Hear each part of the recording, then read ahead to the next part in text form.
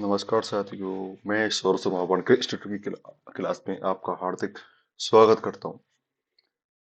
Computer का परिचय part 3। Computer का परिचय पार्ट फर्स्ट और सेकंड आपके लिए अपलोड कर दी गई हैं, जो आप उनको हमारे यूट्यूब चैनल पर आकर के देख सकते हैं। मैंने पार्ट 2 काफी छोटा लिया था, वो तबीयत खराब होने के तहत मैं नहीं ले पाया था, तो इसलिए ये पार्ट 3 आपके लिए एक बेटर होगा, जिसमें आपको अच्छे समझाया जाएगा। तो हम चालू करते हैं। मेमोरी।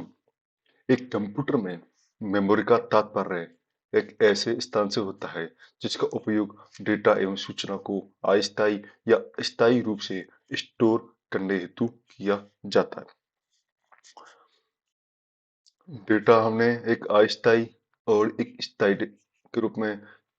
अस्थायी जो कभी नहीं रुक सकता, जो मतलब हमको जिसको हम डिलीट कर सकते हैं, और स्थायी जिसको हम रख सकते हैं और डिलीट भी कर सकते हैं।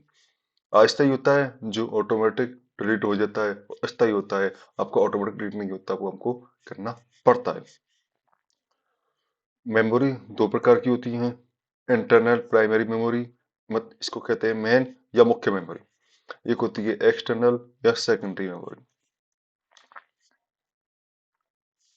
अब आपका इंटरनल या प्राइमरी मेमोरी, मेन या मुख्य मेमोरी। एक कंप्यूटर में प्रोसेसिंग से संबंधित कार्य करने वाली मेमोरी को कंप्यूटर की मुख्य मेमोरी कहते हैं। प्रोसेसिंग का जो काम करती है वो हमारी क्या कहलाएगी? मेन मेमोरी कहलाएगी। इस मेमोरी में डेटा अस्थायी और स्थायी स्टोर हो सकता है। इस मेमोरी में कैसे डेटा कैसे स्टोर हो सकता है? एक तो अस्थायी और एक स्थायी, दोनों टाइप का डेटा स्टोर हो सकता है। इस मेमोरी में डेटा स्टोर करके अन्य कंप्यूटर पर नहीं ले जाया जा सकता। इस मेमोरी में अगर हम डेटा स्टोर करते हैं तो हम अदरवाइज कंप्यूटर में नहीं ले जा सकते। जैसे आपको बता देता हूँ, रैम। रैम एक अस्थायी मेमोरी है, एक वोलेटाइल मेमोरी है। उस पर हम डेटा स्टोर कर सकते हैं, परंतु हम उसको अगर एक कंप्यूटर से दूसरे कंप्यूटर में ले जाएंगे तो वो हमको डेटा वहां ट्रांसफर नहीं कर सकते। यह मेमोरी चिप रूप में सीपीयू की मदरबोर्ड से जुड़ी होती है। एक मदरबोर्ड का पार्ट्स होता है खाली, तो वहां पर ये मेमोरी लगी होती है। वर्तमान में कंप्यूटर पर हो रहा मुख्य कार्य मुख्य मेमोरी में ही हो रहा होता है। जो वर्तमान में जो कार्य, जैसे मैं कोई कार्य कर रहा हूँ, वो मैं क्या कार्य किस पे कर रहा हूँ, वो मुख्य मेमोरी में कर रहा हूँ। इस मेमोरी को हम वर्किंग मेमोरी कहते हैं। वर्किंग मेमोरी इसलिए कहते हैं, जो कार्य हम कर रहे हैं तो वो किस पर कर रहे हैं? मुख्य मेमोरी पर कर रहे हैं, तो कार्य करने को ही वर्क। अब आती है आपकी रैम। प्राइमरी मेमोरी दो प्रकार की होती है, एक है रैम और एक है रोम।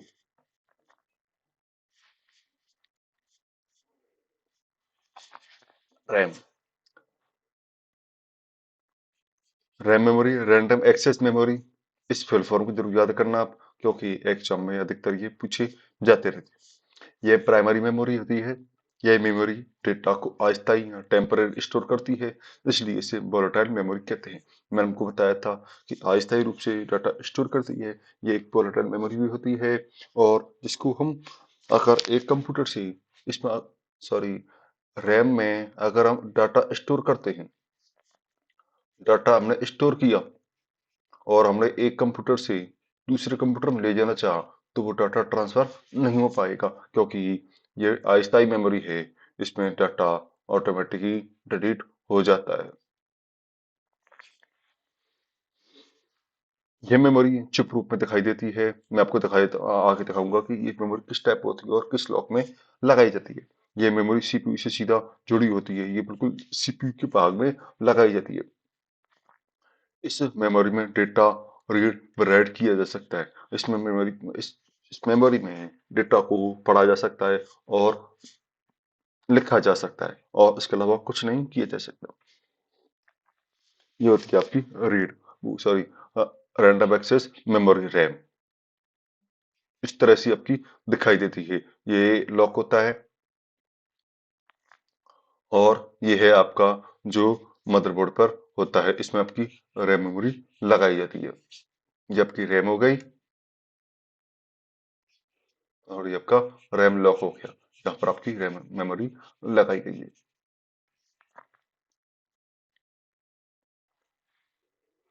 कंप्यूटर के बंद हो जाने पर इसमें मौजूद डेटा स्वतः ही डिलीट हो जाता है। मैंने आपको बताया था ऑटोमेटिक ही डिलीट हो जाता है।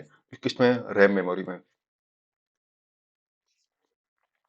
इस मेमोरी की क्षमता को कंप्यूटर पर बढ़ाया जा सकता है। आज जैसे मान लीजिए आपके कंप्यूटर में 2 GB रैम है, तो आप उसको बढ़ा भी सकते हैं, 4 GB भी कर सकते हैं, 6 GB भी कर सकते हैं या 8 GB भी कर सकते हैं। अब आपका देखिए रैम कितने प्रकार की होती है। रैम दो प्रकार की होती है, एक एस रैम और एक डी रैम। मैं आपको बताऊंगा कि आगे ये एस रैम और डी रैम क्या काम करती हैं। एस रैम स्टैटिक रैम, इसका नाम होता है स्टैटिक रैम। आप इनको जरूर याद रखना, static random access memory. Random access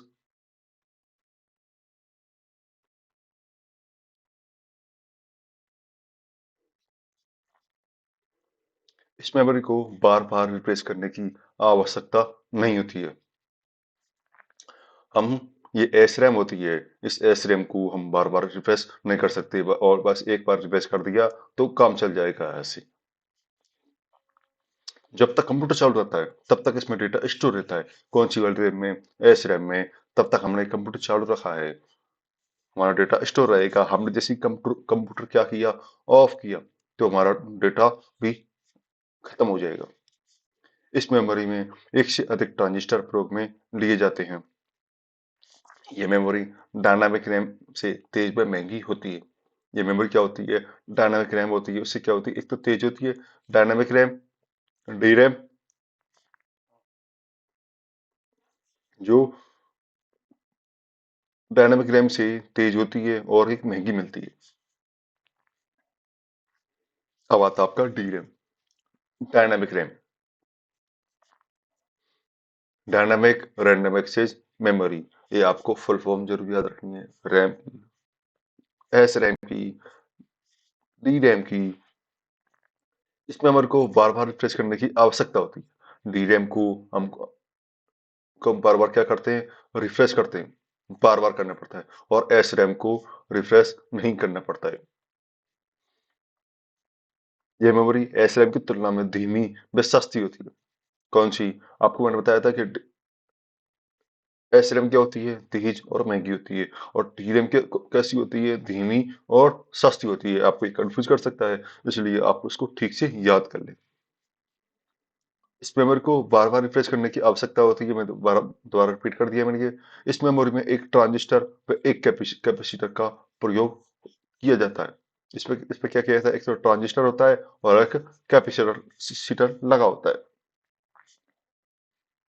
अब है आपका रोम। मैं आपको बताया था कि मेमोरी दो टाइप की होती है। मेमोरी दो टाइप में होती है। फर्स्ट हो गई आपकी रैम और सेकंड हो गई आपकी रोम। रैंडम एक्सेस मेमोरी और जो कि आपकी रीड ओनली मेमोरी। ये रहा आपका रीड ओनली मेमोरी। ये एक प्राथमिक मेमोरी होती है। प्राइमरी मेमोरी के दो भाग हैं ये। इस मेमोरी में डेटा को कंप्यूटर निर्माता कंपनी द्वारा स्टोर किया जाता है। ये मेमोरी स्थायी मेमोरी होती है। मैं आपको बताता हूँ कैसे होती है स्थायी मेमोरी। ये मेमोरी को नॉन वोलेटाइल मेमोरी कहते हैं। रैम को क्या कहते हैं? ओनली वोलेटाइल मेमोरी, क्योंकि इसमें डेटा स्टोर नहीं होता है। और इसमें हम डेटा स्टोर कब तक कर सकते हैं? जब तक हमारा कंप्यूटर ऑन है। उसके बाद हम डेटा स्टोर नहीं कर सकते। जैसे हमारा कंप्यूटर ऑफ होगा तो सारा डेटा हमारा स्वतः ही डिलीट हो जाएगा। इस मेमोरी में यूजर द्वारा डेटा को स्टोर, डिलीट, मॉडिफाई अर्थात किसी भी प्रकार का परिवर्तन नहीं किया जा सकता। अगर हमने इसको डेटा में स्टोर कर दिया है तो हम उसको चेंज नहीं कर सकते। किसमें? रीड ओनली मेमोरी में। इस मेमोरी को केवल यूजर रीड या सॉरी या तो रीड या पढ़ सकता है। इसके अलावा अन्य कोई कार्य नहीं किया कर सकता। इस मेमोरी में store programme BIOS BIOS basic input output system एवं तथा फर्मवेयर कहते हैं। जो स्टोर प्रोग्राम होता है, रोम में जो स्टोर प्रोग्राम होता है उसको हम BIOS basic input output system या फर्मवेयर कहते हैं। ये आपकी रोम मेमोरी। इस तरह से आपकी रोम मेमोरी होती है। अब आपका रोम कितने टाइप में होती है? रोम होती है 3 प्रकार की, पी रोम, ईपी रोम और WP ROM. PROM programmable read only memory. ये आपको फुल फॉर्म जरूर याद रखनी है, रीड ओनली मेमोरी।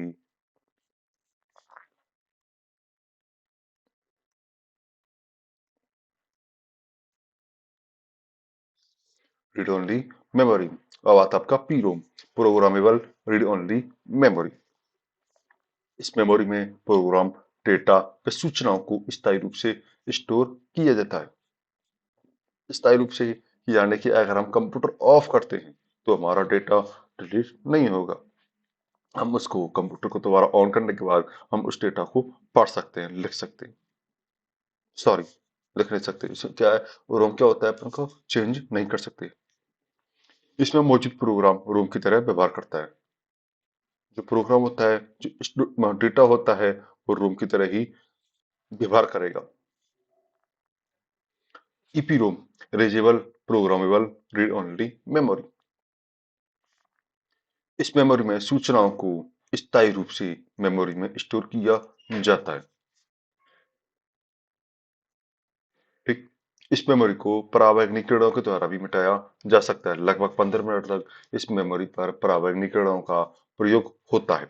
अब इसको परावैज्ञानिक के द्वारा ही हम इसको क्या कर सकते हैं, मेमोरी को, सॉरी, डाटा को मिटा सकते हैं। आपको बताया था इरेजेबल मतलब साफ करना, हम उसको क्या कर सकते हैं, मिटा सकते हैं। इस मेमोरी को यूवी ईपीरोम भी कहते हैं, ultra violet erasable programmable read only memory भी कहते हैं। अल्ट्रावायलेट मतलब पराबैंगनी, इसलिए। अब आता है W P ROM, electrically erasable programmable read only memory. इसमें क्या होता है कि पारा सब कुछ, बाकी सब कुछ रोम की तरह काम करता है, परंतु इसमें जो डाटा होता है वो क्या करते हैं हम, वो इलेक्ट्रिक संकेतों के द्वारा मिटा सकते हैं। अब आपकी कैश मेमोरी। कैश मेमोरी क्या करती है, ये एक प्राथमिक मेमोरी होती है क्योंकि ये मेमोरी सीपीयू से जुड़ी होती है। कौन सी मेमोरी, कैश मेमोरी। ये मेमोरी अस्थायी होती है, जिसमें क्या करना आपको बताया था, रैम भी अस्थायी होती है और कैश मेमोरी भी अस्थायी होती है। यह सीपीयू और मेमोरी के मध्य उपस्थित होती है। ये क्या करती है, सीपीयू और मेन मेमोरी के बीच में जो भाग होता है उसके बीच में उपस्थित होती है और ये उन्हीं के बीच का काम कार्य करती है। मेन मेमोरी आपकी रैम और रोम, और आपकी दूसरी कौन सी मेमोरी होगी, सीपीयू, ये इनके बीच का कार्य करती है। यहाँ पर होती है आपकी कैश मेमोरी। ये मेमोरी तेज होती है, ये मेमोरी काफी तेज करती है, तेज काम करती है। ये मेमोरी महंगी होती है, इस पे डेटा को तेजी से एक्सेस किया जा सकता है। इसमें क्या किया जा सकता है, डेटा को तेजी से एक्सेस किया जा सकता है, तेजी से सेव किया जा सकता है। ये होती है आपकी कैश मेमोरी।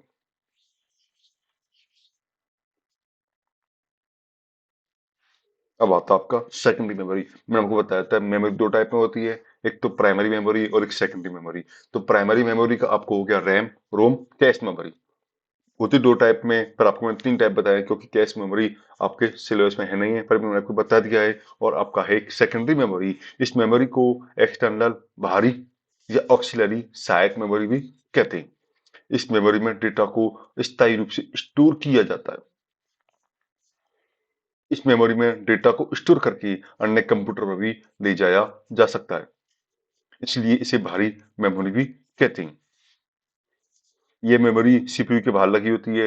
एक तो सीपीयू छोटा सा पार्ट होता है, उसके इसके पास नहीं होती है, ये उससे बाहर लगी होती है। आपका जो मदरबोर्ड होता है उससे भी ये दूर लगी होती है।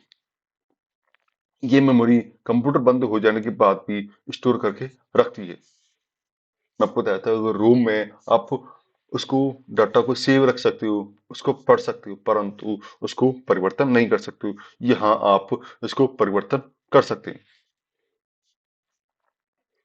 पर इसमें इसमें रूम की तरह ही कार्य करती है। ये क्या होता है, स्टोर होता है डेटा।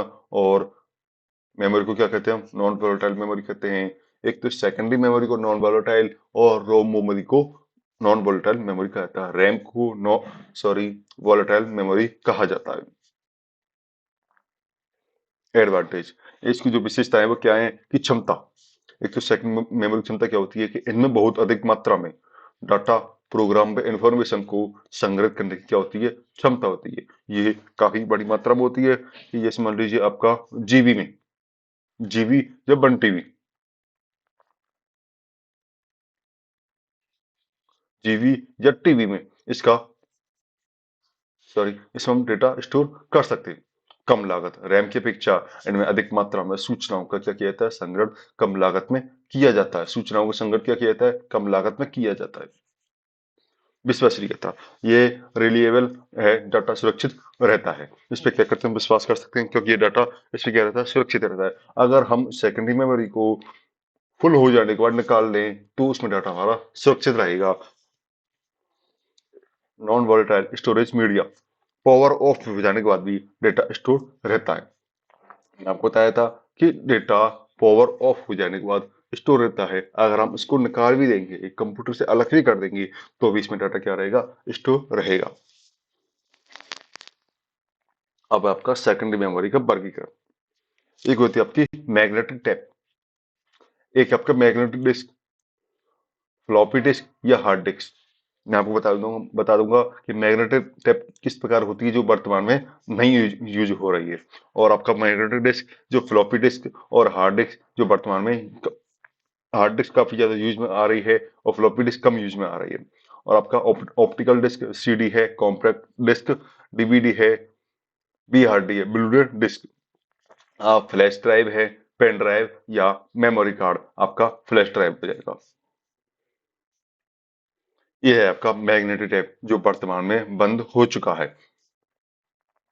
ये आपने देखा होगा कि पुराने समय में इसको काफी यूज में लिया जाता था, भजन सुनने के लिए, गाने सुनने के लिए इसको मैग्नेट टेप को काफी यूज में लिया जाता था। जो रेडियो के टाइप में कुछ ऐसा सिस्टम आता था उसका, तो इसमें यूज लिया जाता था। ये आपका फ्लॉपी डिस्क, जो फ्लॉपी डिस्क जो वर्तमान में कम यूज में ली जाती है। ये आपका हार्ड डिस्क जो सबसे ज्यादा उपयोग में आने वाली है, जो कि एक तो ये छोटी होती है और वजन में काफी भारी होती है, और इसमें डाटा संग्रहण की क्षमता होती है वो काफी ज्यादा होती है। इसमें डाटा संग्रहण की क्षमता 1 टीबी में भी टीबी में भी पहुंच गई। अब आपका सीडी, ये आपकी सीडी, और ये आपकी डीवीडी, ठीक है। और ये आपकी बीआरडी,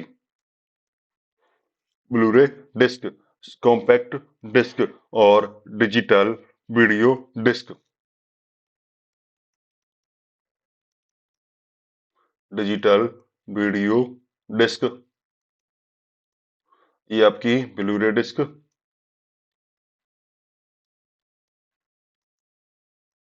और ये आपकी कॉम्पैक्ट डिस्क।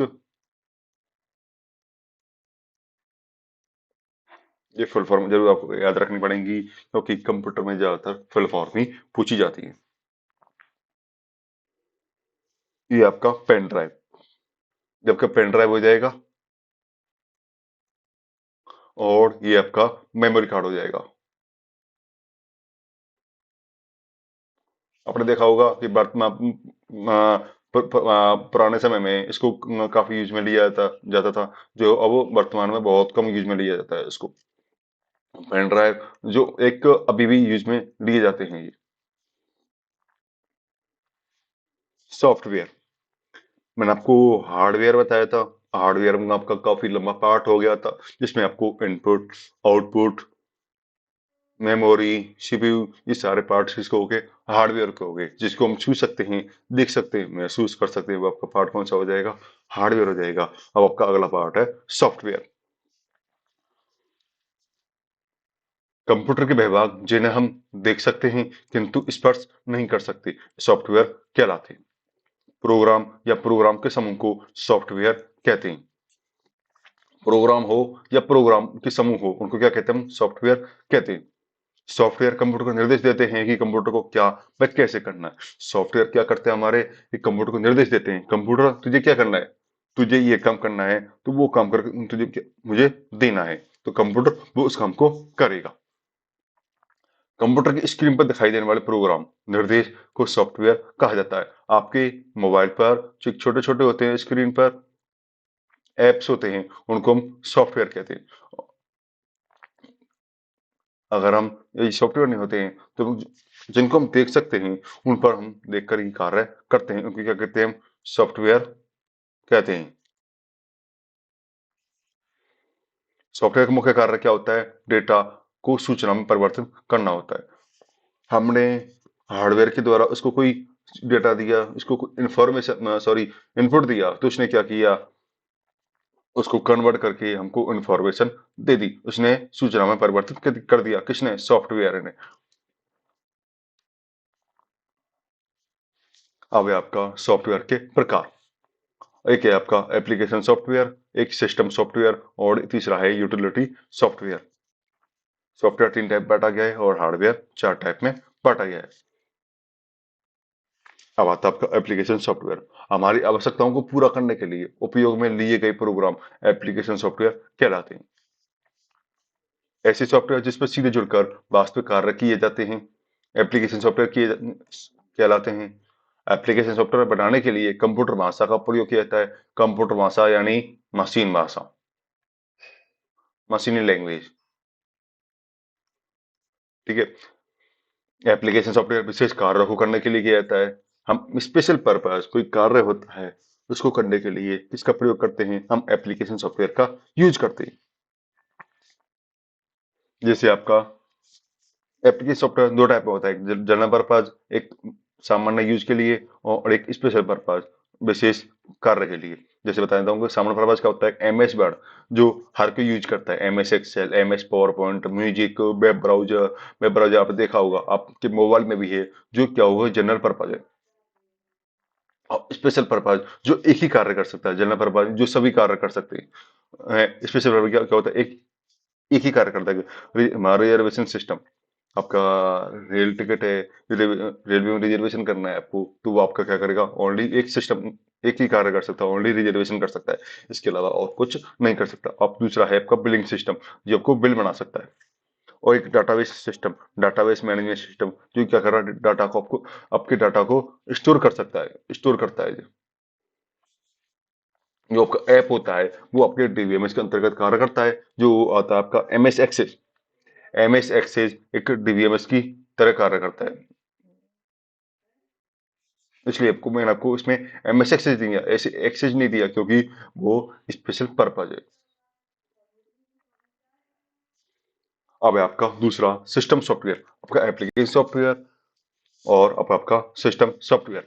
कंप्यूटर के हार्डवेयर और सॉफ्टवेयर को सिस्टम कहा जाता है।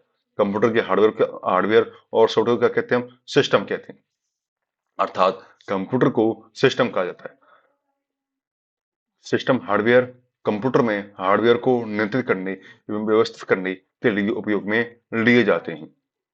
सिस्टम सॉफ्टवेयर एप्लीकेशन सॉफ्टवेयर के लिए प्लेटफॉर्म का क्या कर रहा है, कार्य करता है। किसके लिए, एप्लीकेशन सॉफ्टवेयर के लिए कार्य करता है। कौन सा, सिस्टम सॉफ्टवेयर एप्लीकेशन सॉफ्टवेयर के लिए क्या करता है, प्लेटफॉर्म का कार्य करता है। Computer memory processor input output device को नियंत्रित करता है। क्या, कौन करता है, सिस्टम सॉफ्टवेयर क्या करता है, इनपुट आउटपुट डिवाइस की जो क्या करता है, नियंत्रित करता है कि हाँ भाई ये काम कर रहे हैं कि नहीं कर रहे। अब है आपका कंप्यूटर हमारे मध्य संवाद भी सिस्टम सॉफ्टवेयर के द्वारा होता है। कंप्यूटर और हमारे मध्य, कंप्यूटर और हमारे मध्य संवाद, अगर जो भी हम कंप्यूटर से संपर्क करेंगे, कंप्यूटर हमसे संपर्क करेगा, हमसे इनपुट लेगा, हमको आउटपुट देगा, तो क्या करे, वो किसके द्वारा करेगा, वो सिस्टम सॉफ्टवेयर के द्वारा करेगा। अब है आपका यूटिलिटी सॉफ्टवेयर। यूटिलिटी सॉफ्टवेयर को उपयोगिता वाले सॉफ्टवेयर भी कहा जाता है। यूटिलिटी सॉफ्टवेयर के द्वारा कंप्यूटर का रखरखाव किया जाता है। यूटिलिटी सॉफ्टवेयर ऐसे सॉफ्टवेयर होते हैं जो कंप्यूटर पर कार्यों को आसान बना देते हैं। यूटिलिटी सॉफ्टवेयर क्या कर दिया है, एक हमारे कंप्यूटर पर कार्य करने की क्षमता को क्या कर दिया, आसान कर दिया है। यूटिलिटी सॉफ्टवेयर सिस्टम सॉफ्टवेयर का भाग नहीं है, परंतु सिस्टम सॉफ्टवेयर के साथ जुड़कर कार्य करता है। ये क्या नहीं है, ये एक तो application software, system software, utility software किसके भाग हैं, सॉफ्टवेयर के भाग हैं। परंतु यू सिस्टम सॉफ्टवेयर और यूटिलिटी सॉफ्टवेयर दोनों आपस में जुड़कर ही काम करते हैं। बग आपके ये किसी दो चार बड़े हैं जो बता देता हूँ। बग क्या होता है, किसी प्रोग्राम में आने वाली त्रुटि को क्या कहा जाता है, बग कहा जाता है। डिबग प्रोग्राम में बग को हटाना क्या कहलाता है, डिबग कहलाता है। डिबगर ये प्रोग्राम में आने वाली बग की जांच करके उसे हटा देता है। डिबगर क्या करता है, जो भी आपकी कोई मोबाइल में या कंप्यूटर में कोई भी त्रुटि आई है, कोई भी आपकी दिक्कत आई है, तो आपको क्या करता है, उसकी जांच करता है और उसको साथ साथ हटा देता है। तो आपका यहाँ पर कंप्यूटर का पार्ट्स खत्म होता है, जिसमें आपको कंप्यूटर के हार्डवेयर और सॉफ्टवेयर को समझा दिया गया है। अगर आपको यहाँ कोई दिक्कत, यहाँ तक कोई दिक्कत आती है, तो हमारे कमेंट सेक्शन में आप उस डाउट को डाल सकते हो, जिसमें आपको समझा दिया जाएगा, या आपका एक डाउट सेक्शन अलग से ले ली जाएगा, जिसमें सभी के क्वेश्चंस शामिल होंगे। अब आपका कंप्यूटर नेटवर्क, ये आपकी यूनिट 2 है, जिसमें कंप्यूटर नेटवर्क इसे समझाएंगे। दो या दो से अधिक परस्पर जुड़े हुए कंप्यूटर व डिजिटल युक्तियों को, दो या दो से अधिक कंप्यूटर व डिजिटल युक्तियों को जोड़ने वाली व्यवस्था को कंप्यूटर नेटवर्क कहा जाता है। हमने एक कंप्यूटर से दूसरे कंप्यूटर को जोड़ा, तो हमारा ये क्या कहलाएगा, एक एक कंप्यूटर ये अपना दूसरे कनेक्शन हो रहे हैं, तो क्या हो रहे हैं, ये जुड़ रहे हैं, तो ये क्या कहलाएगा, कंप्यूटर नेटवर्क कहलाएगा।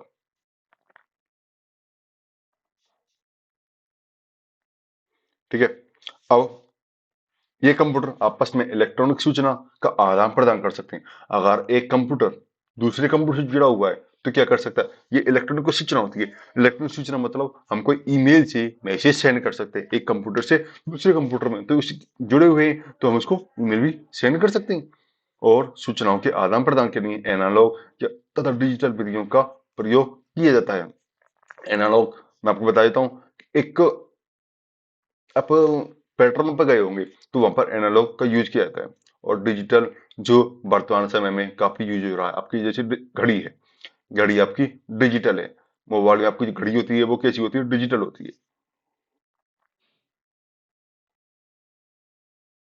ठीक। कंप्यूटर नेटवर्किंग में बेतार नेटवर्क का प्रभाव बढ़ता जा रहा है। बेतार नेटवर्क मतलब वायरलेस। बेतार नेटवर्क का प्रभाव बढ़ता जा रहा है। कंप्यूटर नेटवर्किंग का उपयोग इलेक्ट्रॉनिक संचार में किया जाता है। इसके माध्यम से एक स्थान से दूसरे स्थान पर सूचना भेजने की प्रक्रिया को क्या कहते हैं, अपन दूरसंचार कहते हैं। एक स्थान से दूसरे स्थान पर हम क्या कर रहे हैं, सूचना को भेज रहे हैं, तो ये प्रक्रिया क्या कहलाएगी, आपकी दूरसंचार कहलाएगी। कंप्यूटर नेटवर्क के द्वारा डेटा व सूचनाओं का आदान प्रदान होता है। कंप्यूटर नेटवर्क, आपका जो नेटवर्क होता है, ये क्या करता है, डेटा को सूचना के सॉरी डेटा व सूचनाओं क्या करता है, आदान प्रदान करता रहता है। नेटवर्क के द्वारा डेटा, निर्देश, फाइल इत्यादि को एक कंप्यूटर से अन्य कंप्यूटर पर भेजा जाता है। अब बता दें कि नेटवर्क की शुरुआत, कंप्यूटर जो नेटवर्क की शुरुआत हुई थी, वो कब हुई थी, 1969 में हुई थी। कहाँ पे हुई थी, वो अमेरिका में हुई थी। शुरुआत में कंप्यूटर नेटवर्क का नाम क्या था, आरपानेट था। आरपानेट की फुल फॉर्म क्या होगी, advance research project agency network. इस फुल फॉर्म जरूर याद रखना आप। और इसका आविष्कार कब हुआ था, सॉरी इसकी शुरुआत कब हुई थी, 1969 में। और कहाँ हुई थी, अमेरिका में हुई थी। किस नाम से हुई थी, आरपानेट नाम से हुई थी। इस बात को जरूर याद रखना आप। अब नेटवर्क दो शब्द से मिलकर बना हुआ, एक तो नेट नेट क्या हो गया आपका? जाल हो गया। वर्क क्या हो गया आपका? कार्य हो गया। जाल में जो कार्य करते हैं वो क्या कहलाते हैं? नेटवर्क कहलाते हैं। अब है आपका कंप्यूटर नेटवर्क के लाभ। ये एक कमरा या एक बिल्डिंग तक सीमित रहता है। नेटवर्क क्या रहता है? एक कमरा या बिल्डिंग तक ही सीमित रहता है। एक लंबा क्षेत्र नहीं होता है इसका कि आपको यहाँ पर आपने एक बेतार वायरलेस या आपको वाईफाई ऑन किया है और आप 1 किलोमीटर दूर उसको यूज कर सकते हो। ऐसा नहीं होता है। एक तो कमरा होता है या बिल्डिंग होता है, वहीं तक इसकी किरणें जाती रहती हैं। अब आता है कि जो इसमें जो डेटा ट्रांसफर की स्पीड होती है वो क्या होती है? काफी अधिक होती है। इसमें बाहरी नेटवर्क को किराए पर नहीं लेना पड़ता है। बाहरी नेटवर्क हमको इसमें कोई किराए पर नहीं लेना होता है। इसमें डेटा क्या रहता है? सुरक्षित रहता है। हमने क्या कंप्यूटर नेटवर्क से कोई भी डेटा लिया है तो क्या रहता है? हमारा सुरक्षित रहता है। इसमें डेटा को व्यवस्थित करना आसान होता है। अगर हम डेटा को क्या करें? एडजस्ट करना चाहते हैं, व्यवस्थित करना चाहते हैं, कहीं इसको सेव रखना चाहते हैं तो इसको क्या होता है? आसान करना, इसको सेव रखना, एडजस्ट करना, व्यवस्थित करना क्या होगा? हमारे लिए आसान होता है। अब एक कंप्यूटर नेटवर्क विशेषताएं। इससे हम ईमेल, इलेक्ट्रॉनिक मेल के माध्यम से सूचना का क्या कर सकते हैं? आदान प्रदान कर सकते हैं। वेब या इंटरनेट का उपयोग करके जानकारी प्राप्त और शेयर करना। हम इंटरनेट का प्रयोग करके जानकारी को क्या कर सकते हैं? प्राप्त कर सकते हैं और हम जानकारी को क्या कर सकते हैं? शेयर कर सकते हैं। वीडियो कॉन्फ्रेंसिंग, हम आपस में क्या कर सकते हैं? वीडियो कॉन्फ्रेंसिंग पर बात कर सकते हैं। नोटबुक, कंप्यूटर और मोबाइल फोन का उपयोग करना। आप इंटरनेट के द्वारा मोबाइल फोन का यूज करते हैं। मोबाइल फोन में आप क्या करते हैं? इंटरनेट का यूज करते हैं। एक नोटबुक कंप्यूटर होता है जो छोटा सा होता है, जिसमें क्या करते हैं? कंप्यूटर का, सॉरी, इंटरनेट का यूज करते हैं। अब आपका कंप्यूटर नेटवर्क के प्रकार, ये आपका 3 प्रकार के होते हैं। लैन, मैन, वैन। Local area network, metropolitan area network और वाइड एरिया नेटवर्क। आपको तीनों समझाऊंगा कि होते कैसे कैसे हैं और क्या काम करते हैं। LAN, local area network. Computer network को भौगोलिक क्षेत्र के आधार पर बांटा गया है, जिसमें सबसे छोटा क्षेत्र क्या कहलाता है? लैन कहलाता है। एक सीमित भौगोलिक क्षेत्र में दो या दो से अधिक जोड़े गए कंप्यूटर। एक सीमित क्षेत्र, एक सीमित भौगोलिक क्षेत्र में दो या दो से अधिक जोड़े गए computer network local area network कहलाते हैं। इसका क्षेत्र क्या होता है? लगभग 1 किलोमीटर तक होता है। लोकल एरिया नेटवर्क का क्षेत्र कितना होता है? 1 किलोमीटर तक होता है। जिसकी जो किरण जाएंगी वो 1 किलोमीटर तक जाएंगी, इसके अलावा और कहीं आगे नहीं बढ़ सकती। ये बिल्डिंग, ऑफिस, विश्वविद्यालय, घर, हॉस्पिटल आदि में उपयोग लिए जाने वाले छोटा नेटवर्क कौन सा होता है? लैन, लोकल एरिया नेटवर्क। अब आपका मेन मेट्रोपॉलिटन एरिया नेटवर्क, ये एक शहरी भौगोलिक क्षेत्र में दो या दो से अधिक कंप्यूटर अथवा दो या दो से अधिक नेटवर्क को जोड़ा जाए तो बनने वाला नेटवर्क क्या कहलाएगा? आपका अपना मेन कहलाएगा, मेट्रोपॉलिटन एरिया नेटवर्क कहलाता है। इसकी जो रेंज होती है, उसकी दूरी होती है वो 200 से 300 किलोमीटर तक होती है। जैसे मान लीजिए आपका एक नेटवर्क नेटवर्क कौन सा? Mobile tower. आपके जो मोबाइल नेटवर्क होते हैं वो क्या करते हैं? एक सीमित क्षेत्र पर लगे होते हैं, एक स्थान पर लगे होते हैं और अपने किरणों को चारों तरफ फैलाते रहते हैं। जैसे आपका ये टावर हो गया, ये क्या करेंगे? ये चारों तरफ अपनी किरणों को फैलाते रहेंगे। तो ये मेट्रोपॉलिटन एरिया नेटवर्क की तरह ही कार्य करते हैं। कौन से? आपके मोबाइल नेटवर्क टावर। अब है आपका विशाल, सॉरी, वैन, वाइड एरिया नेटवर्क। विशाल भौगोलिक क्षेत्र में फैला गया computer network wide area network कहलाता है। विशाल, पूरा, अगर इसने राज्य ही कवर कर रखा है, पूरा देश ही कवर कर रखा है तो वो क्या कहलाएगा? आपका वाइड एरिया नेटवर्क कहलाता है। इसमें हजारों किलोमीटर दूर स्थित नेटवर्क को जोड़ा जा सकता है। कंप्यूटर नेटवर्क का सबसे बड़ा वैन वाइड एरिया नेटवर्क होता है। आपका लैन क्या होता है? सबसे छोटा होता है। और वैन कौन सा होता है? सबसे बड़ा होता है। इस नेटवर्क में अधिक दूरी के कारण संचार, उपग्रह संकेतों आदि का प्रयोग किया जाता है। आपको मैंने बताया था कि उपग्रहों से हम क्या क्या कर सकते हैं? संपर्क कर सकते हैं। किसके द्वारा? वैन के द्वारा। अब आपका अन्य network, personal area network, pan. आजकल कंप्यूटर के साथ अन्य डिवाइस में भी कंप्यूटर का सॉरी नेटवर्क का चलन बढ़ता जा रहा है। ऐसे नेटवर्क जो एक सीमित क्षेत्र में दो डिवाइस को निजी क्षेत्र के आधार पर जोड़ते हैं उससे पर्सनल एरिया नेटवर्क कहते हैं। जैसे आपका वायरलेस संकेत, कोई भी आपका वायरलेस संकेत है। ब्लूटूथ आपका एक पर्सनल होता है जिसको आप खुद यूज कर सकते हैं। वाईफाई एक पर्सनल नेटवर्क होता है। अब आपका नेटवर्किंग डिवाइस क्या होती है, कैसे काम करती है, आपको इसमें बताएंगे।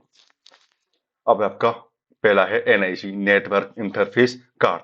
ये फिल फॉर्म आपको जरूर याद रखनी है। आपको मैं कई बार बोल रहा हूँ और बार बार बोलता रहूंगा कि आपको इस फिल फॉर्म जरूर याद करनी है। बल्कि मैं आपके लिए एक फिल फॉर्म का पीडीएफ हमारे टेलीग्राम चैनल पर उपलब्ध करवा दूंगा, जो आप वहां से देख करके उसको पढ़ सकते हैं। नेटवर्क इंटरफेस कार्ड कंप्यूटर को भौतिक रूप से जोड़ने में सहायता प्रदान करता है। यह कार्ड प्रत्येक कंप्यूटर पर मदरबोर्ड से तथा आईओ से इनपुट आउटपुट से जुड़ा होता है। इनपुट आउटपुट मतलब हम उसको क्या करते हैं, एक पेन मैं दिखा दूँ आपको कि कहाँ से इनपुट होता है, कहाँ से आउटपुट होता है। इस LAN card network adapter ethernet card भी कहा जाता है। इसका कहते हैं एनआईसी कार्ड को LAN card network adapter ethernet card भी कहा जाता है। ये होता है आपका, यहाँ से आपको इंटरनेट कनेक्शन मिलता रहता है। यहाँ आपको इंटरनेट कनेक्शन एक ये क्या एथरनेट पोर्ट हो गया। आपको क्या कहते हैं, आपको दिखा दूंगा आगे इस पोर्ट में कौन सा लगाया जाता है। अब आता है आपका हब। हब क्या होता है कि हब एक नेटवर्किंग डिवाइस होती है जिसके द्वारा लोकल एरिया में उपस्थित कंप्यूटर को आपस में जोड़ा जाता है। लैन जो किस लोकल एरिया नेटवर्क जो लैन नेटवर्क होता है जो घरों में, बिल्डिंगों में, अस्पतालों में, ऑफिसों में यूज लिया जाता है। तो उसमें किसका उपयोग किया जाता है, हब का यूज किया जाता है। हब में की पार्ट्स लगे होते हैं। मैं आपको बता दूं की पार्ट्स कैसे लगे होते हैं। जैसे आपका ये हो गया हब, ये क्या होगा आपका हब हो गया। ये की पार्ट्स कौन से हो गए, ये वाले आपके की पार्ट्स हो गए। ठीक, जैसे आपका अपलिंक, इसमें एक हमने एक पार्ट्स लगा दिया और फिर हम यहाँ से आउटपुट ले सकते हैं। हमने यहाँ पे इनपुट दिया, एक वायर लगा दिया यहाँ पर हमने, जिससे हमको नेटवर्क इसमें जा रहा है और फिर उसके बाद यहाँ से हम नेटवर्क को ले सकते हैं। यहाँ हमको नेटवर्क देना होता है और यहाँ से हमको लेना होता है। स्विच भी एक हार्डवेयर नेटवर्किंग डिवाइस है। इसके द्वारा नेटवर्क के कंप्यूटर और डिवाइस को आपस में जोड़ा जाता है। स्विच और हब लगभग समान प्रकार के से ही उपयोग में लिए जाते हैं, लेकिन स्विच के द्वारा डेटा को केवल गंतव्य स्थान कंप्यूटर पर भेजा जाता है। हम स्विच के द्वारा क्या कर सकते हैं, कंप्यूटर स्थान, गंतव्य स्थान होता है जो फिक्स स्थान होता है कंप्यूटर पर ही भेज सकते हैं। ये होता है आपका स्विच। ये आपका स्विच,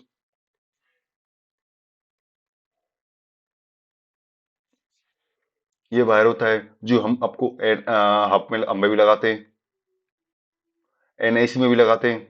नेटवर्क इंटरफेस कार्ड और हब इन और स्विच, ये तीनों में इसका यूज करते हैं। किसका, इस वायर का।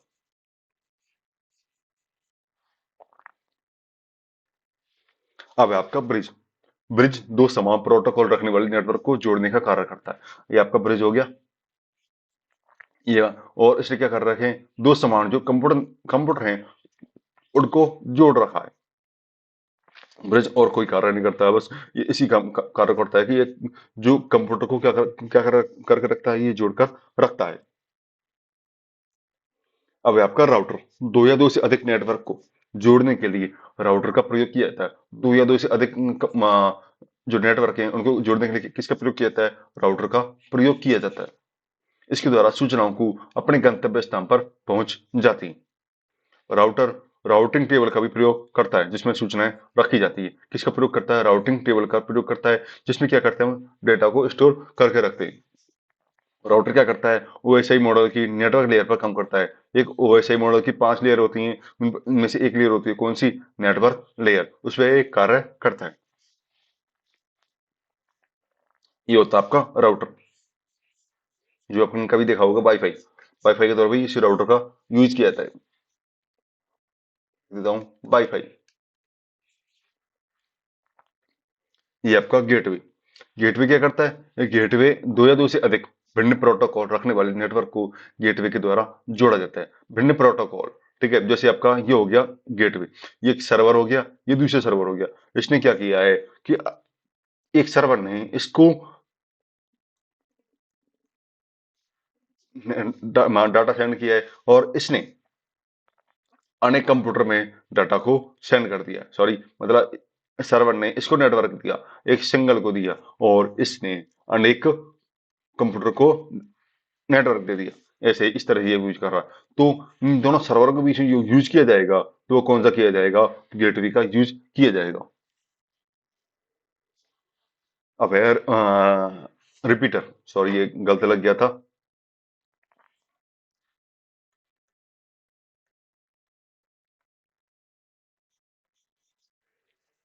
इससे नेटवर्क डिवाइस के द्वारा सिग्नल को गति दी जाती है, अर्थात निम्न स्तर के सिग्नल को उच्च स्तर में बनाकर जोड़ा जाता है। आपको मैं बता देता हूँ कि जैसे आपका राउटर होता है, राउटर क्या करता है, आपको एक नेटवर्क देता है, नेटवर्क प्रदान करता है। अगर राउटर में क्षमता होती है 60 कंप्यूटर को जोड़ने की, अगर हम उसमें ज्यादा कंप्यूटर को जोड़ते हैं तो राउटर हमारा क्या हो जाएगा, स्लो हो जाएगा, उसमें नेटवर्किंग जो स्पीड होगी वो हमारी क्या हो जाएगी, स्लो हो जाएगी। तो हम क्या करते हैं, राउटर के साथ रिपीटर को लगा देते हैं, तो हमारी क्या हो जाती है, इसकी स्पीड बढ़ जाती है। ये दोनों एक ही काम कर सकते हैं। रिपीटर राउटर की स्पीड बढ़ा देगा, इस पे क्या कर देगा, अगर हम कोई अदर डिवाइस जोड़ते हैं तो उनकी स्पीड क्या कर देगा, ये बढ़ा देगा। क्या कर देगा, रिपीटर उनकी स्पीड क्या कर देगा, बढ़ा देगा। ये जैसे आपका दे रहा है कि वायरलेस राउटर एक्सेस पॉइंट है, ठीक है ना, इसमें हमने क्या लगा दिया, रिपीटर लगा दिया। तुम क्या कर सकते हैं, अधिकतर हम जोड़ सकते हैं। अब आपका RJ45 कनेक्टर, जो आपको मैंने बताया था कि इसको क्या कहते हैं हम, जो एनआईसी कार्ड में या हब में या स्विच में हम लगा रहे थे, इसको जैसे एनआईसी हब या स्विच में तीनों में यूज कर रहे थे। वो जो वायर होता है उस पर क्या करते हैं हम, उसको क्या कहते हैं, RJ45 कनेक्टर कहते हैं। इसको नेटवर्क इंटरफेस कार्ड या कंप्यूटर सिस्टम में नेटवर्क पोर्ट लगाया जाता है। क्या होता है, ये नेटवर्क पोर्ट होता है। यह लोकल एरिया नेटवर्क में कंप्यूटर को जोड़ने का कार्य करता है। ये क्या करता है, local area network LAN network होता है, उसमें जोड़ने के कार्य करता है। इस पे क्या होती है, 8 पिन होते हैं। 8 पिन, जैसे आपकी ये पिन हो गई, ये वाली, ये क्या कर रही है, इसमें 8 तार लगे होते हैं। आपको पिन ठीक से दिखाई नहीं दे रही होंगी, जैसे ये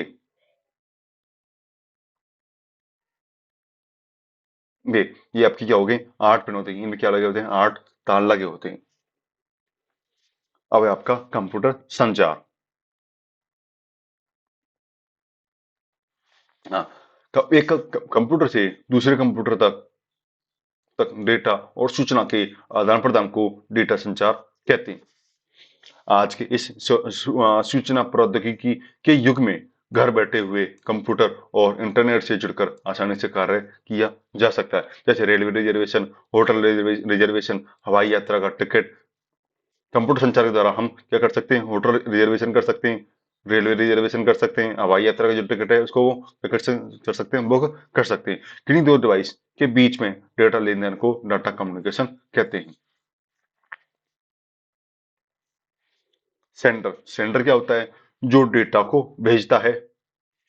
हमने डेटा एक व्यक्ति को भेजा, वो हम क्या कहलाएंगे, सेंडर कहलाएंगे।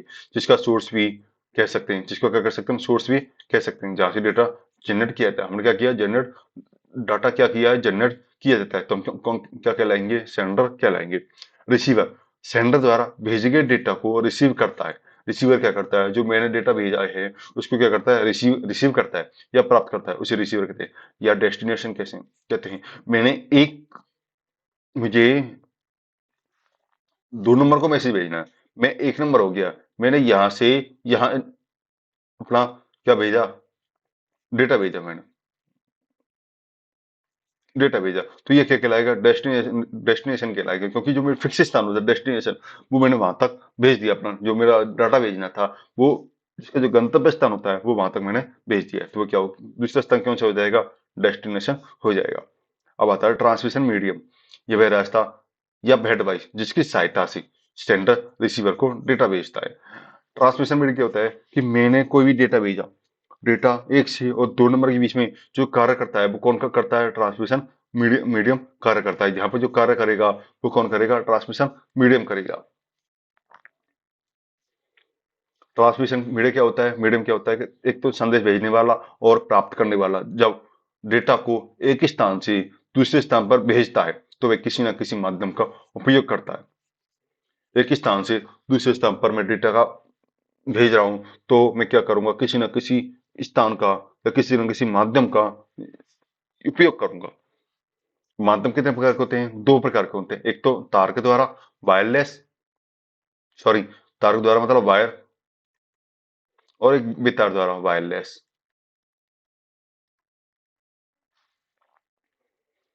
अब आपका तार के द्वारा, इसमें तार के द्वारा कौन कौन से काम किए जाते हैं वो बताएंगे आपको कि इस माध्यम में तार या केबल का प्रयोग करके डेटा को एक डिवाइस से दूसरी डिवाइस पर भेजा जाता है। इसमें निम्न केबल का प्रयोग किया जाता है। इसमें कौन कौन सी केबल होती है, एक तो पहली है आपकी ट्विस्टर पेयर केबल। एक ऐसी वायर होती है जिसमें दो वायर आपस में एक दूसरे से ट्विस्टेड होती हैं। इस केबल में प्लास्टिक के अंदर चार पेयर होते हैं और एक पेयर से दो वायर लिपटी होती हैं और सभी का अलग अलग कलर कोड होता है। यह लैन नेटवर्क में सबसे ज्यादा इस्तेमाल होने वाली केबल है। कौन से नेटवर्क में, लैन, जो किस में यूज लिया जाता है, घरों में, ऑफिसों में, बिल्डिंगों में, अस्पतालों में इसका किसका उपयोग किया था, लैन नेटवर्क का यूज किया था। तो लैन नेटवर्क में यूज होने वाले वायर कौन सा कहलाता है, टू स्टेप पेयर केबल होता है। ये होता है आपका twisted pair cable, sorry, ये रहा आपका। बताया था कि इसमें अलग अलग कलर की वो होती है, वायर होती हैं। ये रहा, ये होता है अनट्विस्टेड हो जाएगा, ये unshielded twisted pair cable, और एक twisted pair cable. Unshielded twisted pair cable बाद में आएगा। ये होगा आपका कॉपर का हो गया, ये हो गया आपको। टू स्टेप पेयर केबल कितने टाइप की होती हैं, दो टाइप की होती हैं। एक तो होती है आपकी unshielded twisted pair cable, unshielded, और दूसरी आपकी आती है शील्डेड। अनशील्डेड क्या काम करती है, यूटीपी। इसमें कोई अलग से कवर नहीं होती है, ये केवल आमतौर पर 100 मीटर तक एक जीबीपीएस या 10 जीबीपीएस तक डेटा को क्या कर सकती है, ट्रांसफर कर सकती है। एक स्थान से दूसरे स्थान पर डेटा भेजना हो तो हम क्या करेंगे, एक वायर का यूज किया हमने, तो जो वायर होता है उसमें 100 मीटर तक, इसे क्या कहते हैं, 100 मीटर, ठीक है। तो हम क्या कर सकते हैं, 100 मीटर तक एक जीपीएस से 10 जीपीएस तक डेटा सेंड कर सकते हैं, किसमें, अनसील्डेड ट्विस्टर पेयर केबल में, लैन के द्वारा। अब आता है STP shielded twister pair cable.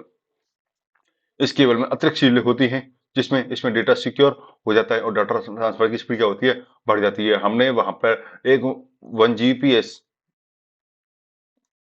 से 10 जीपीएस तक डाटा सेंड किया था, तो हम क्या करेंगे अब, यहाँ से अगर हम चाहें तो 10 जीपीएस से 100 जीपीएस तक डाटा कर सकते हैं, सेंड कर सकते हैं, क्योंकि हमारी डाटा की स्पीड बढ़ चुकी है तो हम जल्दी से जल्दी डाटा क्या कर सकते हैं, ट्रांसफर कर सकते हैं। अब आता है कोएक्सियल केबल। एक तो ट्विस्टेड पेयर केबल हो गई और दूसरा आता है आपका कोएक्सियल केबल। कोएक्सियल केबल मुख्य एक तांबे का तार होता है जिससे क्या कहते हैं, कोर कहते हैं, किसको, एक तांबे के तार को। कॉपर वायर के ऊपर इंसुलेशन की एक परत होती है और उसके ऊपर एक तांबे की कॉपर मैश होती है। क्या होती है, कोई कॉपर मैश होती है और एक इंसुलेशन क्या होती है, परत होती है। इसकी डाटा ट्रांसफर करने की जो दूरी होती है वो लगभग कितनी होती है, 185 मीटर होती है। कोएक्सियल केबल क्या करती है, 185 मीटर तक डाटा क्या करती है, ट्रांसफर करती है। कोएक्सियल केबल को इंस्टॉलेशन करना क्या होता है, इजी होता है, सरल होता है, इसको आसानी से क्या कर सकते हैं, इंस्टॉल कर सकते हैं। लेकिन ये काफी लचीली और कमजोर होती है। ये कोएक्सियल केबल क्या हो सकती है जिसको जो आसानी से टूट जाएगी। कौन सी केबल होती है, वो कोएक्सियल केबल होती है, इसका टूटने का डर रहता है। कोएक्सियल केबल दो प्रकार की होती है, एक थिन नेट और एक थिक नेट। अब आता है फाइबर ऑप्टिकल केबल। यह केबल गिलास से बनी होती है। फाइबर ऑप्टिकल केबल ने इंटरनेट की दुनिया में क्रांतिकारी परिवर्तन किया है। आज सभी देश इंटरनेट के द्वारा एक दूसरे से जुड़े हैं, जिसमें फाइबर ऑप्टिक केबल की बहुत बड़ी भूमिका है। किसकी भूमिका है? फाइबर ऑप्टिक केबल की बहुत बड़ी भूमिका है। किसमें? जो सभी लोग जो सभी देश इंटरनेट से जुड़े हुए हैं, सॉरी, फाइबर ऑप्टिक केबल एक एडवांस ट्रांसमिशन मीडिया है जिसका उपयोग डाटा को हाई स्पीड या लंबी दूरी में ट्रांसमिट करने के लिए किया जाता है। किसका? फाइबर ऑप्टिक केबल का। लंबी दूरी में या हाई स्पीड अगर हमको डाटा जल्दी भेजना है तो हम किसका यूज करेंगे? फाइबर ऑप्टिक केबल का यूज करेंगे। या हमको डाटा लंबी दूरी में भेजना है तो क्या करेंगे? तो डाटा को लंबी दूरी में भेजना है तो क्या करेंगे? हम उसको फाइबर ऑप्टिक केबल का यूज करेंगे। अब आता है बेतार के द्वारा। इस माध्यम से बिना केबल के अर्थात संकेतों के द्वारा डेटा को एक डिवाइस से दूसरी डिवाइस की ओर भेजा जाता है। बता देता हूं कि बेतार का मतलब वायरलेस।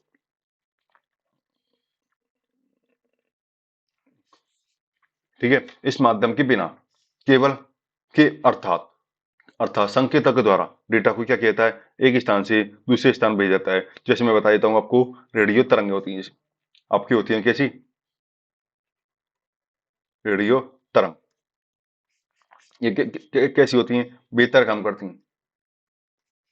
ठीक है, आपका माइक्रोवेव सिग्नल होता है। ठीक है, आपका जो सैटेलाइट संकेत होते हैं, इंफ्रारेड संकेत होते हैं, ब्लूटूथ होते हैं, वाईफाई होते हैं, ये क्या करते हैं? एक बेहतर संकेत होते हैं जो वायरलेस, जिनमें क्या जिसका जिसमें क्या क्या किया जाता है? वायर का यूज नहीं किया जाता है। ये क्या होते हैं? बेहतर संकेत होते हैं। अब है आपका टोपोलॉजी। टोपोलॉजी एक क्या होती है, मैं बता देता हूँ आपको कि नेटवर्क के फिजिकल स्ट्रक्चर को या फिजिकल लेआउट को क्या कहते हैं? टोपोलॉजी कहते हैं। नेटवर्क में कंप्यूटर को जोड़ने का तरीका टोपोलॉजी कहलाता है। ये निम्न प्रकार की होती हैं। एक तो होती है बस, रिंग, स्टार, मैश और हाइब्रिड। अब आपकी बस टोपोलॉजी। इस टोपोलॉजी में नेटवर्क की सभी डिवाइस या कंप्यूटर एक ही केबल के माध्यम से जुड़ी होती हैं। हमने एक केबल का यूज किया और हमने उसमें कट करके कई सारे कंप्यूटर जोड़ दिए। अगर हम मान लीजिए हमने इतने लंबा वायर लिया, ठीक, और एक कंप्यूटर दूसरा कंप्यूटर, इतने सारे कंप्यूटर लगा दिए हमने, तो क्या हो जाएगा? हमारा जो नेटवर्क होगा वो काफी स्लो हो जाएगा। वो स्लो क्यों हो जाएगा? क्योंकि जो नेटवर्क हमारा जाएगा वो सारे सभी कंप्यूटर में होकर के जाएगा। जो हमारा नेटवर्क जाएगा वो क्या होगा? सभी कंप्यूटर में होकर आएगा। तो हमारी जो नेटवर्क जो स्पीड होगी वो बहुत स्लो रहेगी। इसलिए इसको क्या कहते हैं? सीमित क्षेत्र। सीमित क्षेत्र, एक यहाँ से और यहाँ तक बस। इसमें कम से कम 4 से 5 कनेक्शन हो, इतना ही बहुत रहता है। इसलिए इसी बस टोपोलॉजी का यूज किया जाता है। छोटे कनेक्शन के लिए बस टोपोलॉजी का यूज किया जाता है। ये होता है आपका बस टोपोलॉजी। यहाँ से यहाँ तक पता है आपको कि एक से यहाँ ये। अब आपके रिंग टोपोलॉजी। रिंग टोपोलॉजी क्या काम करती है कि इस टोपोलॉजी में पहला कंप्यूटर दूसरे कंप्यूटर से, इसी प्रकार पहला कंप्यूटर दूसरे कंप्यूटर से, दूसरा कंप्यूटर तीसरे से और तीसरा चौथे से, इस तरह से जुड़े रहते हैं। अंतिम कंप्यूटर प्रथम कंप्यूटर से जुड़ा होता है। जो लास्ट वाला कंप्यूटर होगा वो अंतिम किससे जुड़ा होगा? प्रथम कंप्यूटर से जुड़ा रहता है। तो यह रिंग की एक गोल लाइन बन जाता है, एक तरह से की संरचना बनाता है। इसलिए इसे रिंग टोपोलॉजी कहते हैं। इस टोपोलॉजी में टोकन पासिंग सिस्टम का प्रयोग किया जाता है। इस टोपोलॉजी में डेटा एक दिशा में गति करता है। जैसे इस तरह से एक दिशा में गति करेगा, इस तरह से, बस। इसके अलावा ये अपनी कोई दूसरी दिशा नहीं पकड़ सकता।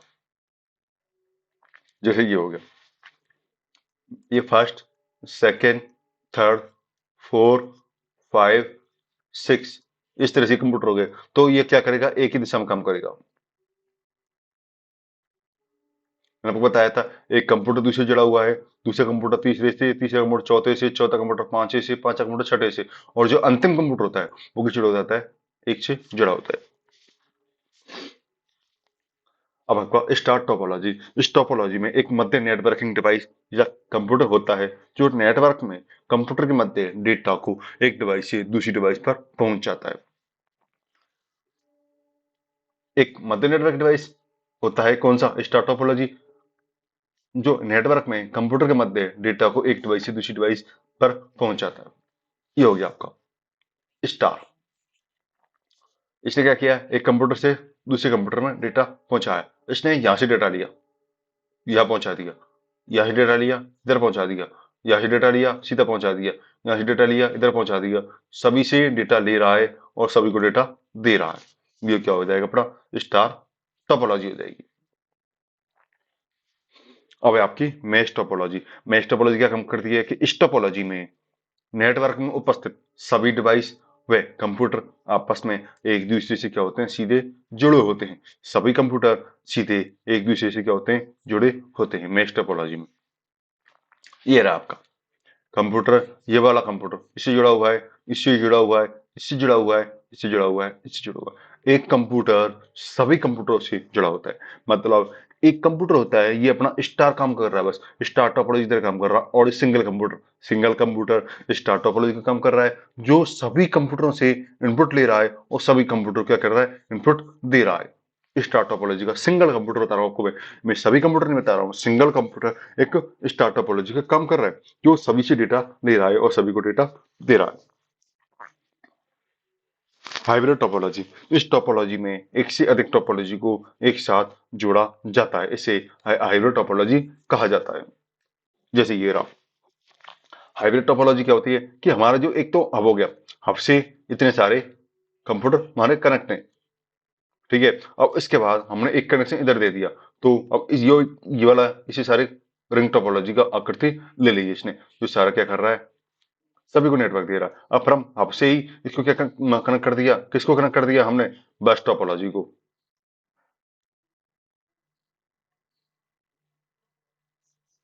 और ये हो गया आपका कौन सा? Star topology. स्टार टोपोलॉजी या बस टोपोलॉजी, ठीक है। हमने अगर हब को नेटवर्क दिया है तो सॉरी बस से सॉरी हब से बस में हमने नेटवर्क दिया है, तो कहां से लिया हमने? ये क्या कहलाएगा? हाइब्रिड कहलाएगा। कौन सा? हब क्या कहलाएगा आपका? हाइब्रिड कहलाएगा। सर्वर क्या होता है कि सर्वर नेटवर्क में मुख्य कंप्यूटर क्या कहलाता है? आपका सर्वर कहलाता है। जो मेन कंप्यूटर होता है, जो संचालन कंप्यूटर होता है, एक जगह से एक संचालित करता है, क्या कहलाता है? वो सर्वर कहलाता है। जिस पर डेटा को स्टोर किया जाता है और यह क्लाइंट से प्राप्त रिक्वेस्ट को रेस्पॉन्स देता है। उसे क्या हुई है? रिक्वेस्ट प्राप्त हुई है, तो उसे क्या कह देगा? उसको क्या कह देगा? जवाब देगा ये क्लाइंट। नेटवर्क के सभी कंप्यूटर जिससे यूजर क्या होता है? जुड़ा होता है, क्लाइंट कहलाता है, जिस पर इनपुट आउटपुट का कार्य किया जाता है। ठीक है, तो आज की क्लास हम यही खत्म करते हैं। और आपकी जो बाकी आगे क्लास होगी, अगली क्लास होगी, वो आपकी होगी 18 फरवरी की शाम या 19 फरवरी की सुबह। ठीक है, तो हमारे इस चैनल को